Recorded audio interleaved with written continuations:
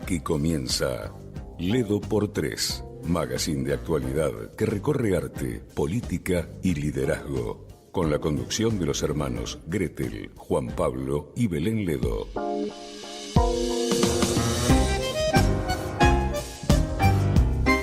Y rápidamente para abordar el tema que un poco estuvimos comentando el fin de semana y también durante la semana, es un tema que me parece que nos aqueja, no a todos. Esto va para, me parece, para cualquier tipo de edad, de profesión, sea el que hace ama de casa o amo de casa o quien también trabaja, también para jóvenes, para adolescentes, descubrir nuestro plan. Es como el título de esta editorial sería Arrugas en el alma por falta de propósito. Entonces es importante que tengamos en cuenta qué significa descubrir en nosotros el plan de vida antes de que se nos termine. Vivir nuestra propia vida, no la de otros. Y si vamos a un registro bíblico, porque me gusta mucho también indagar en la Biblia, la historia de David y Goliat, seguramente todos lo conocen, tal vez desde algún comentario familiar, mismo en el colegio, tal vez no saben en profundidad, pero quiero situarlos rápidamente en el personaje de David. David era un pastor de ovejas del pueblo de Israel, cuidaba las ovejas con alma y vida, tenía muchos hermanos David, y esos hermanos en aquel tiempo se encontraban en guerra. ¿En guerra con quiénes? Con los filisteos. O sea, el pueblo de Israel se encontraba en guerra contra los filisteos. Siempre el pueblo de Israel amenazado por ser invadido, por quitarle tal vez sus pertenencias. El pueblo de Israel estaba buscando territorio donde asentarse. Y entre tanto camino andado, los filisteos, el pueblo enemigo, que se enfrentaban. En aquel tiempo parecía un tal Goliat, un enorme, un gigante, un poderoso del de Israel. Medía muchísimos metros de altura, mucho más grande que cualquier otro ser humano dentro de la tierra. Bueno, resulta que el padre de David le dice, David, ¿por qué no dejas las ovejas tranquilas y por qué no vas en busca de tus hermanos para saber en qué andan, cómo están? Ellos están en guerra en este momento, simplemente llevarles algo de comer, de beber y bueno, tráeme el parte diario a ver cómo están.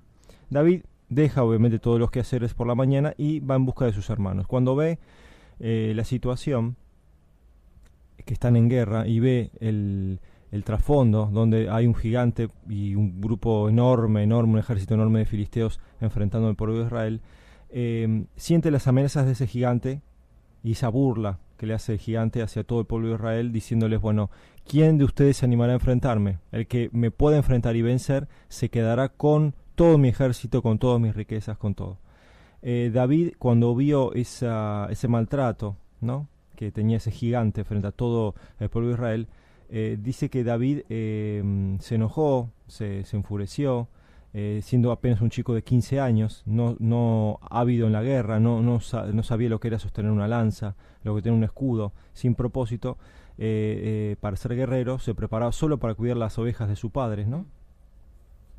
Fue el que dijo, yo me voy a enfrentar. ¿Cómo se atreve este gigante a enfrentarnos a nosotros? ¿Cómo se atreve este gigante a enfrentar al pueblo de Dios? Este fue un poco el mensaje de David. Si Dios está con todos nosotros, con nuestro pueblo, ¿cómo vamos a temer a este gigante y a cualquier gigante? Sí. Bueno, ¿por qué hablamos de este punto, no? En ese momento David, justamente, cómo defendía sus ovejas con un gomero, con una piedra, ¿no?, y un lanza piedra, se podría decir. Y con eso se defendía de todos los animales que podrían atacar a sus ovejas. Entonces, cuando a David, él se propuso, con 15 años apenas, y llamando la atención frente a todo un ejército de Israel, se propuso enfrentar, y habló con el rey, y dijo, yo quiero ser el que enfrente a este gigante, y lo voy a vencer, siempre hablando en el nombre de Dios, ¿no? Bueno, le quisieron encajar una armadura. Al principio se burlaban, ¿cómo puede ser? Si vos sos menor de edad, no tenés idea de la guerra. Pero por otro lado le quisieron dar una armadura. El rey le quiso dar una armadura, su armadura. Cuando se la puso David, esa armadura le incomodó.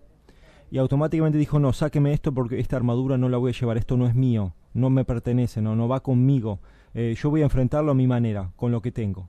Bueno, tal vez así saben la historia, es todo que termina enfrentando al gigante, le pega justamente la piedra en un solo tiro certero sobre la cabeza del gigante. Después, bueno, lo deja knockout, aprovecha cuando está knockout para cortarle la cabeza y vence a los filisteos. Pero el punto es que David tenía un propósito. Él entendía que el propósito primero era cuidar de las ovejas de toda su familia, y el otro segundo propósito, sin saberlo, sin de buscarlo, a veces el propósito te encuentra, y no hizo caso a lo que decían sus compañeros, mismos sus hermanos, diciéndole: David, quédate en la retaguardia, David, volvé a tu casa, no vengas acá porque esto no es tu territorio. Y el tipo que hizo, aprovechó esa oportunidad.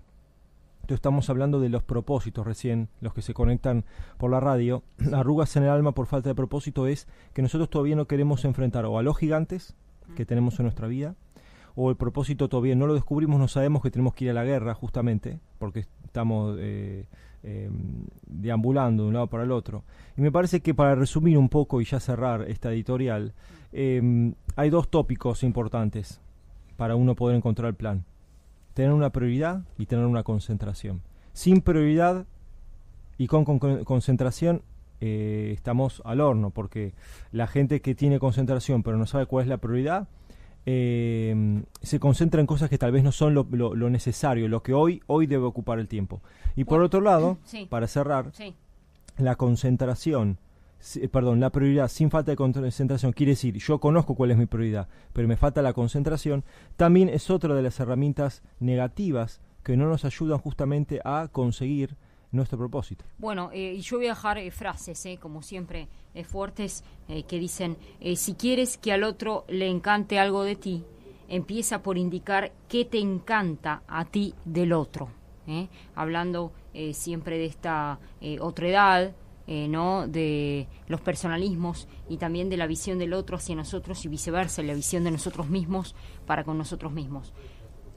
Más bien, pregunta poco, responde bien y escucha mucho. Centrarse en tu linterna resulta equivalente a obsesionarse con lo que hablas. Como para dejar picando estas frases que son puntuales, que tienen que ver con lo que vos venís mencionando, Juan Pablo, de esta editorial día de hoy.